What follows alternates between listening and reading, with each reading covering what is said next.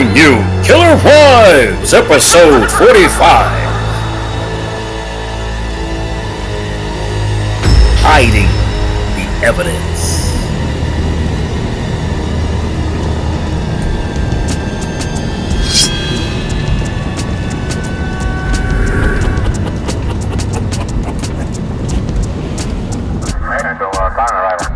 These are the case facts against Michelle Michaels, who burnt her husband's body to hide the evidence. Isn't trust a bitch? Morgantown, West Virginia, famous birthplace of Don Knotts and resident Hoda Kotb, but also made famous by the murder of one Mr. James Michaels.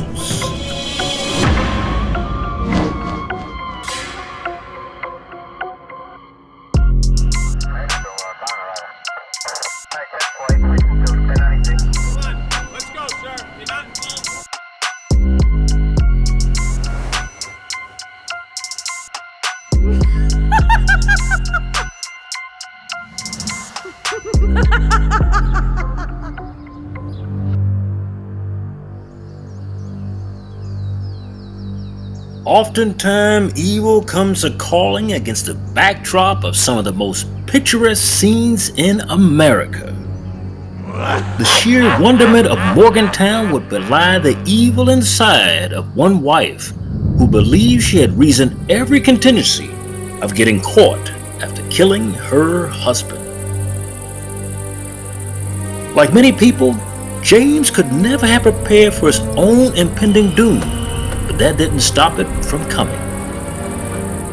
How terrifying it must have been to have a front row seat at your own murder, knowing that there was nothing that you could do to stop it. This was the mindset and window view of one man who trusted his wife, an active nurse, with his literal life. Michelle would inject him with a deadly dose of rocuronium to paralyze him. While the young people of Morgantown were busy getting on with life, Jimmy was stuck at home in bed getting on with death in the midst of a raging fire.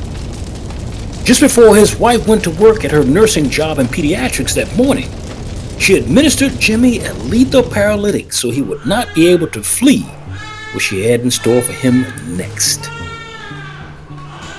2 hours after she went to work for appearance sake, she snuck out of another entrance at the hospital and raced home only to set the couple's home on fire with her husband inside.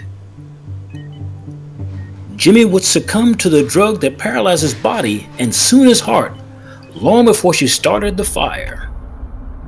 This gave his wife plenty of time to race back across town, sneak back into the hospital, and return her duties on the ward of her assignment. Her nursing co-workers would say of Michelle that she had a quirky attitude, which would see her at once doing cartwheels and at others high kicks. But most people she knew chalked this up to her school years as a cheerleader. Meanwhile, back at Michelle's house, the flames had begun to rage, prompting a neighbor of hers to call emergency authorities, who would arrive on the scene to beat back the flames before they could consume the entire house. Morgantown police summoned Michelle from the hospital to her home, which was now growing in flames. Once Michelle arrived on the scene, emergency workers at the Morgantown police would note that she, out of all of the neighbors gathered, was less concerned about the fire outside of asking where was her husband. You see, Michelle didn't want him to be able to be extricated from the flames before he was consumed. As firefighters got her house fire under control, they entered the structure looking for her husband. They would find Jimmy in a comfortable fashion of being asleep, but dead. Investigators were disturbed that it didn't appear that he hadn't even attempted to extricate himself from the bed during the fire. This was strange. Observers and friends alike would note that evil had come to visit the home of the Michaels that post-Thanksgiving weekend of 2005. But as the sun rose to a beautiful fall morning in Morgantown, life went on for most as it did when all of us pass from this life to the next. But not so for investigators, because they would begin to detect something was afoul with the way Jimmy had died. While battling the blaze, firefighters were made aware that James Michael had not shown up for work that morning as he usually did. In fact, Jimmy's car was seen still parked in the open garage attached to the home. But by this time, firefighters had beat back the flames of the fire to where they could enter the house unabated for the first time.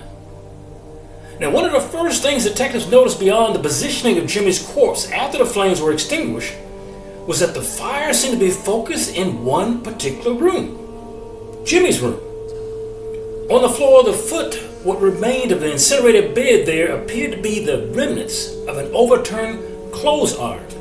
Now, a lot of you know that when a clothes iron is on the floor, parents think that you're going to start a fire accidentally. But times have changed with technology.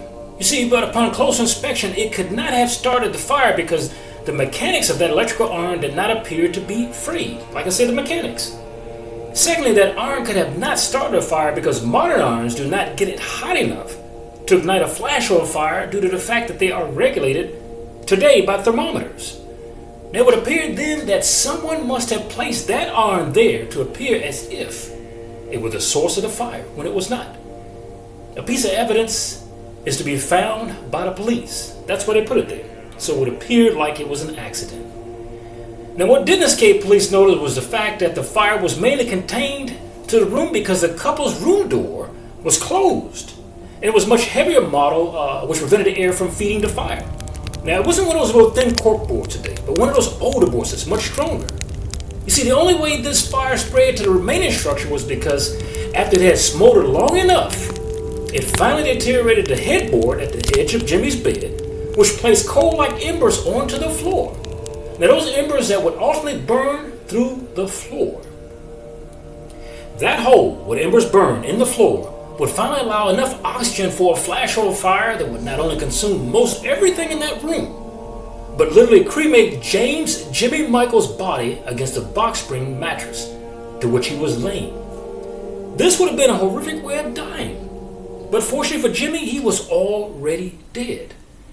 See, Morgantown Police Detective Paul Mezzanotte says police initially thought they were dealing with a routine fatal fire. But he says his impressions changed the minute he got to the scene and began watching Jimmy's wife, Shelley. Then Detective Mezzanotte said that there was something that just kept drawing me to be around her. He said something never sat right with me from the beginning of that investigation. And a lot of times people try to throw out the police, but it does not work. When you are the culprit and you're not good at lying, you will be caught. The more he and Shelley talked, he said, the more he was sure she was a person of interest, and not just a naive wife who showed up at a home fire. Mezzanotte said Shelley didn't have a reaction and that he never saw her cry. Now, a lot of these killer-wise cases, you always hear me saying that. It's because the person has fallen out of love with their spouse. They can't cry. Now, due to the substantial damage to Jimmy's body, officials were unable to properly identify Jimmy Michael's body for several days after the blaze because of the high degree of cremation done to his skin. But fortunately, a subsequent positive ID was made through dental records performed on his remains. Teeth are like teeth of bone, and they last for a while. Now, ultimately, authorities would rule this on the surface and accidental fire as arson. At that point, they only needed to determine who said it and why. You're watching M&N, the Men's Channel. Detectives knew that James could have set the fire that killed him because they pretty much knew that if he had, it would be suicide by fire. And if it were suicide by fire, Jimmy would not be laying peacefully in a bed while it consumed him due to the excruciating pain one's nerves now would feel in the midst of that fire, unless he didn't feel a thing in the fire, which was probably because he was dead already. Now, the average human temperature that a human feels extremely hot in is 95 degrees. If that is true, then it must be a little hell in a house where fire temperatures could reach north of 600 degrees. Now, it would be hard to enjoy a beach day at 95 degrees, let alone to lay comfortably in a 600-degree flashover room where everything around him was melting, including Jimmy's skin. Now, a couple weeks would go by after the fire before Jimmy's autopsy conducted by the state medical examiner's office would determine that he did not die from carbon monoxide poisoning caused by the fire. Now, why is this important? In a lot of cases where people kill somebody and then put them in a fire, this determines guilt. Now, this was evident due to the fact that his lungs, which remained intact, had no soot in them, which indicated that he was dead long before the fire started. This new revelation would add literal fuel to the fire about the idea that Jimmy had been murdered, and murdered by his wife, Shelley. Now, the first clue was that the room door was still closed, like I said before, where he had slept. And the other was that the first person on the scene, the guy who came up to assist, who tried to render assistance, could not get into the home because it was locked. The door was locked from the outside. Now, these two doors being secured in this fashion indicated a retreat from a personal planning, which is not the detailed exit of your typical murder. Now, if you are a murderer, you want to flee the scene. You don't want to take time to tidy up and close doors on the way out. But time would move on, and 3 weeks after Jimmy's funeral, his wife Shelley began to inherit his death benefits, worth $500,000, as well as the home insurance, which has brought an additional $200,000. You see, Shelley gained control of the business also founded by her husband, which was Mountaineer Home Medical. Mountaineer Home Medical, located on Maple Drive in Morgantown, was and still is today a home respiratory therapy company. Jimmy had made it successful in that business. Now, to investigators, it was beginning to become abruptly clear that the motive for Jimmy's death was murder for financial gain, and the next shoe was about to drop in the investigation. You see, around this time, the toxicology tests had been returned from the state's lab concerning Jimmy's remaining bodily fluids.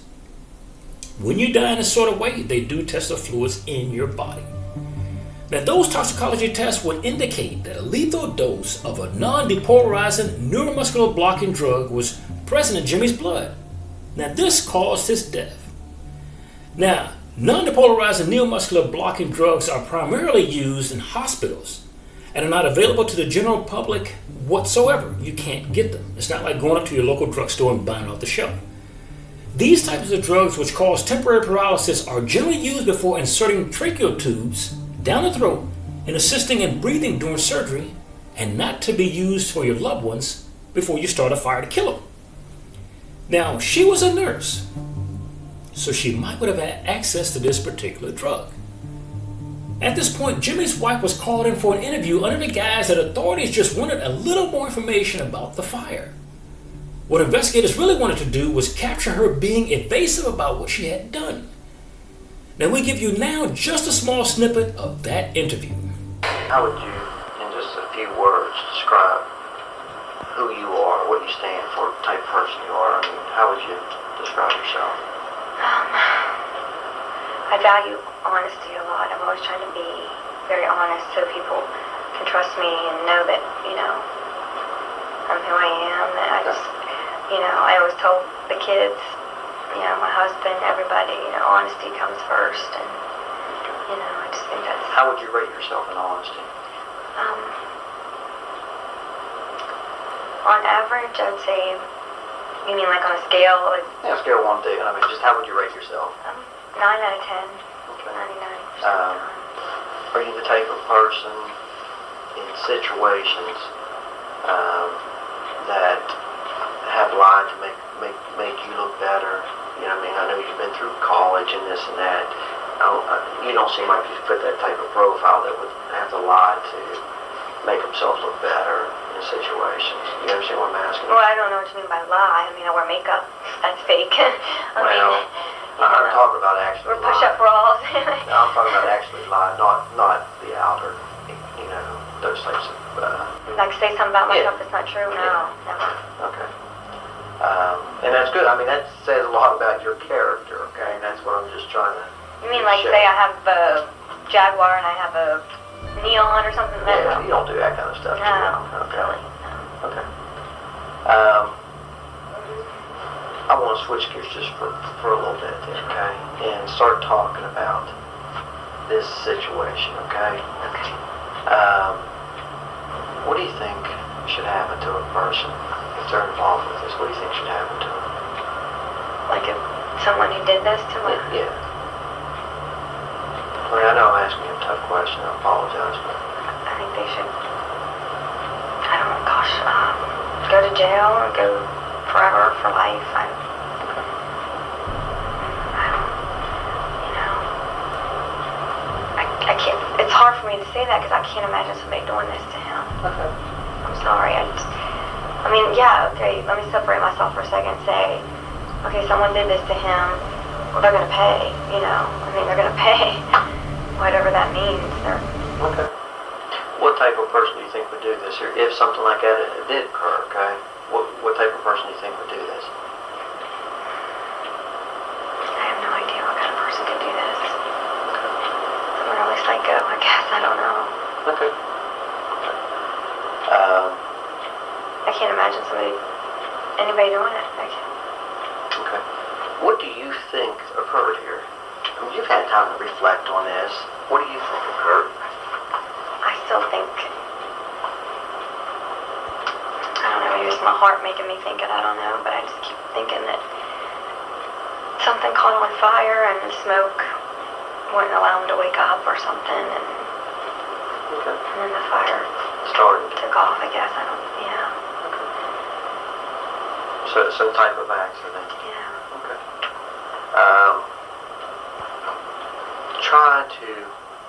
You understand that the police look at you as a suspect. Do you understand that? I do now. On November 28, 2005, the night before Jimmy's death, the couple was home alone. The couple did have 4 children between them, but they were out of the home for the weekend, which was much convenient for his wife.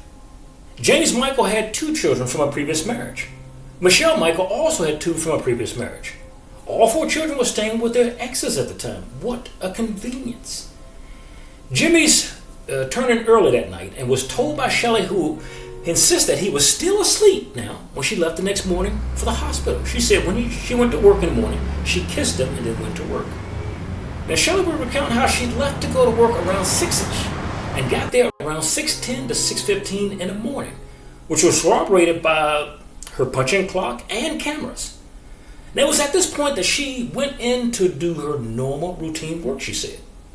Shelley says it was hours later, about 10:30 a.m., when she got a phone call telling her that her house was on fire. She should have known it was going to happen anyway, she said it. You see, Shelley rushed back to the house. In the presence of firemen everywhere, she started asking, where is Jimmy? Where is he?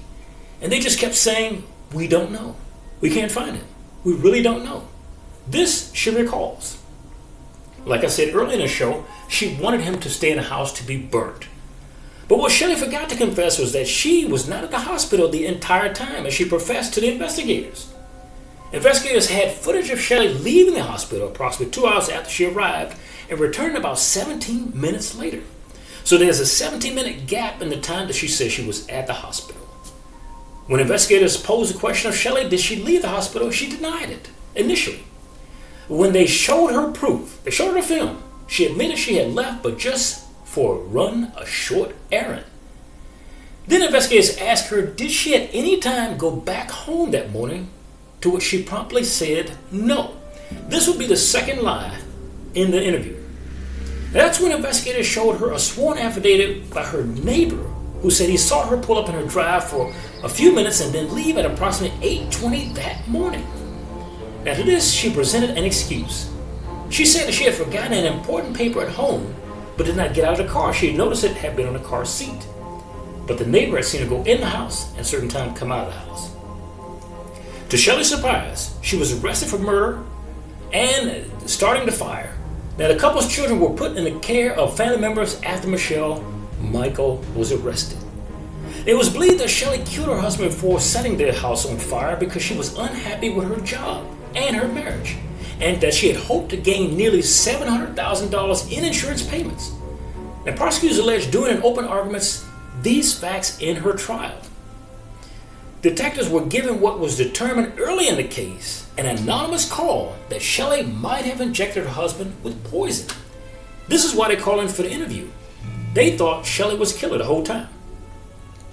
Now, by trial date, the anonymous caller would be revealed as her ex-husband, Robert Angus, who was a man that Shelley had left to her current husband, or the man she had just killed in a house fire. Revenge is sweet. Now, the trial was moved to Kanawha County because of surrounding publicity. During Shelley's trial in Charleston the following July, Angus testified he called his longtime friend, Police Lieutenant Kevin Clark of the Morgantown Police Department, about a tip he received from his sister, who used to work with Shelley. Now, the caller suggested that a paralytic drug, rocuronium, which was available to all persons working in a pediatric intensive care unit where Michaels used to work, was the cause of death. Now, since he was not a nurse, he didn't know that personally, but she was, and she told him that. Prosecutors said Michaels was having an affair with a friend and employee of her husband's at Mountaineer Home Medical. Now, in Shelley's offense, her attorney made the claim that maybe her husband committed suicide, a claim I might add which was immediately rebuffed when the Montgomery County prosecutor Marcia Ashdown called suicide an impossibility. Why was that? Now, given that the autopsy showed Michael was dead long before the fire began, so to date I have never seen a dead man get up and set a fire. Now, Michelle Michael testified that she did not kill her husband or start the fire in their Morgantown home. Now, while she did admit that she lied to investigators, Michael told the jury that she only meant to hide the affair and leaving work early without permission. So those were her two excuses. She wanted to lie that she wasn't having an affair, which she was, and that she left the hospital to go home. She didn't want to get fired. Bogus lies. After 3-hour post-trial involving 3 more testimonies from witnesses, remarks from the defendant, and the victim's family, Michelle Michaels was sentenced to 2 consecutive sentences, including 1 for life in prison for injecting a paralyzing drug into her husband James Jimmy Michael, then burning down their Colony Drive home. That is a long sentence for somebody who said they were going to be with you to death do you part, or till your death does them part. For the charge of murder of the first degree, she was sentenced to life with mercy now, meaning she is eligible for parole after 15 years. Michelle was also sentenced to the maximum penalty for first degree arson, 20 years in jail. Now, West Virginia law allows her to be eligible to see a parole board after serving a quarter of her sentence, which is 5 years of the 20. This means Michael will not be able to go before the parole board until 20 years of consecutive sentences are up. Michelle will spend a remainder of her sentence at Larkin Correctional Center for the crime of murder. For Killer Wives, this is Charles Rivers. Thank you for joining us.